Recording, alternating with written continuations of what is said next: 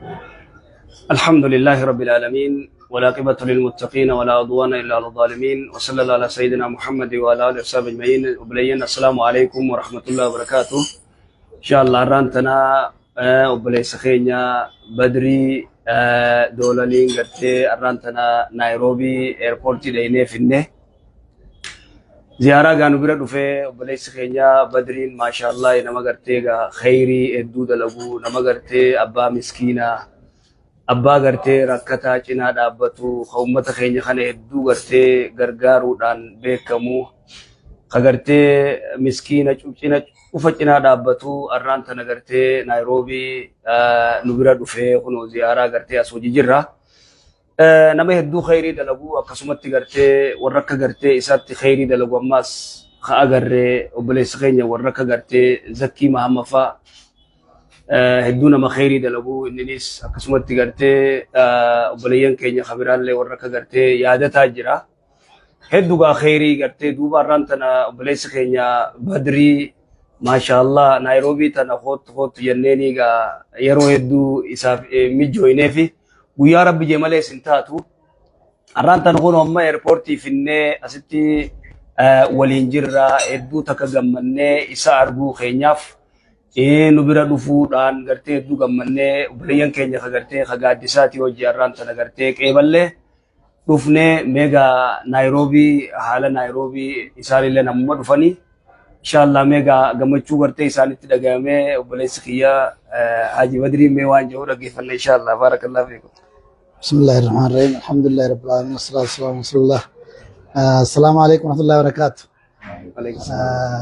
Galatoma Balesriya Sheikh Anwari fi Jamman Gadz Islama Rabbina kafare qaba arada karra lagamit eetin jira Mashallah lagamit eetin ture mana eebbisu kun arra Naayiroobii jira Naayiroobii tana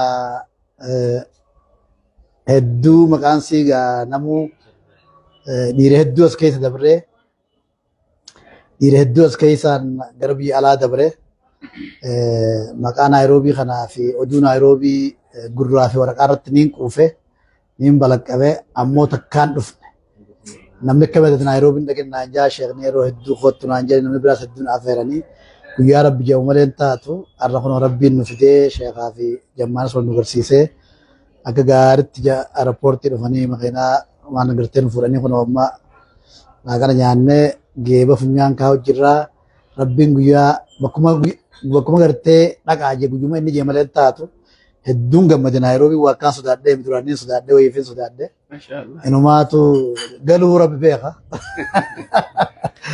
isinis baga jiraattan baga nagayaan eegdan baga wal agarree akkas gaa inshaallah amma reefu dhufnee dadhabbii baafannee akkasi gaa biyya lallaallee waan bareedduu agarreef taanis akkasitti isinitti himnaa akkasii jiraadhaa. السلام عليكم ورحمة الله وبركاته. وعليكم السلام ورحمة الله وبركاته. بسم الله الصلاة والسلام على رسول الله صلى الله عليه وسلم. بارك الله فيك. شيء نجا وأنا الدوخي سبعه بليس خينيا نموتني بيها نما قرتي أكما شيخ نجي حواس خينيا karaa hundaanuu bira dhaabbachuu jiru garaa gartee biyyaatti soo deebine gara biyya alaatiin illee akkasuma jechuudha gara Naayiroobiidhaa baga nagayaan dhuftee jennaani akka gartee jamaa gaaddisa islaamaatii fi akkasuma akka hawaasa Naayiroobiitti baleessa keenya baga nagayaan dhuftee dhihaadhuu jenna ganti kuni Itoophiyaa lammadaa jechuu dandeessa namni kuni akkuma biyya jiru sanitti asitti illee gizee ganda gabbuute gartaa hawaasa keenya kagartee Oromoodhaa kabiraatilleen hedduu biyya teenya gata lammadaa jenneetuma beeknawti imma Naayiroobii tana hawaasni keenya kabooranaa isinii qubataa hedduu qubata jechuudha ganda gartee afaan Oromoodhaa ittiin bashbashiiti beetan saniif inshaallah gabbuuteeti hawaasa keetiin illee wal gartanii inshaallah akkasii barakallahu fiikum baga nagayaan dhuftee dhiyaadhu jennaani kallattumaan garaa Sheekh Abdullaahitti isin dabarsa inshaallah.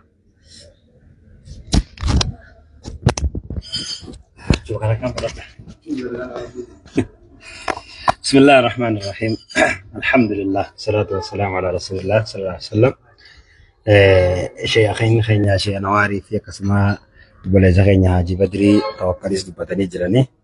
Arragaa kaasii golee qabamne nuti Haji Badriidhaan kariibuu Keeniyaa jechuun jirraan inshaallah. Gara Keeniyaatti arra dhufanii nutilleen akkasitti isaan dheenee ziyaarree akkasuma isaanillee qeeballee ummanni hawaasni Keeniyaadha. Akkuma hawaasa ummata biyya keenya jiruuti. Ummatuma Itoophiyaa keessa jiru jechuun hundinuu. Naayiroobiin tun Itoophiyaa takkaffaa ta'uu dandeessu boodarraa akka maali jennaan hawaasni keenya baay'inaan hedduu keessa jira waan ta'eef booddee biyya tana inshaallah asillee akkuma biyya teenyaatti qubatu teenya ammallee qubanne teenyuma isin keenyaan duraanuu teenya Haji Badriinis dhiyaadhu welcome jennaan inshaallah gara hawaasa keetii gara biyya keetii talammadaa dhiyaadhu jennaan inshaallah tanga bal'inaan walitti deebinee hordofan inshaallah amma laaqana nyaannee taa'u jirra. Assalaamu alaykum warahmatullahi wabarakatuh. Ayya galatooma jazakumullah khair jazaa barakallahu fikum. Akkasi inshaallah nagayaan amaanaa gartee nagayaan karbiyyaa gizee gartee hajaa cufa finne booda nagayaan gaggeessinaa inshaallah obboleessa keenya waan dhufeef cufa gartee umriis rabbi haa dheereessu. Akkasi inshaallah. Assalaamu alaykum warahmatullahi wabarakatuh.